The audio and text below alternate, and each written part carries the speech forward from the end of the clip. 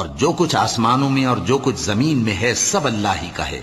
اور جن لوگوں کو تم سے پہلے کتاب دی گئی تھی ان کو بھی اور اے نبی تم کو بھی ہم نے حکم تاکیدی کیا ہے کہ اللہ سے ڈرتے رہو، اور اگر تم لوگ کفر کرو گے تو سمجھ رکھو کہ جو کچھ آسمانوں میں اور جو کچھ زمین میں ہے سب اللہ ہی کا ہے، اور اللہ بے نیاز ہے، لائق حمد و ثنا ہے۔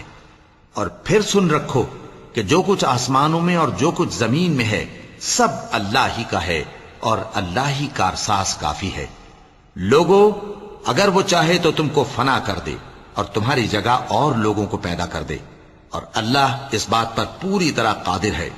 جو شخص دنیا ہی کے ثواب کا طالب ہو تو اسے معلوم ہو کہ اللہ کے پاس دنیا اور آخرت دونوں کا ثواب موجود ہے، اور اللہ سنتا ہے، دیکھتا ہے۔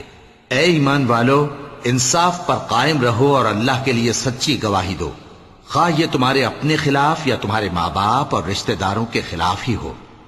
اگر کوئی امیر ہے یا فقیر تو اللہ ان دونوں کا زیادہ خیر خواہ ہے، پس تم خواہش نفس کے پیچھے چل کر عدل کو نہ چھوڑ دینا۔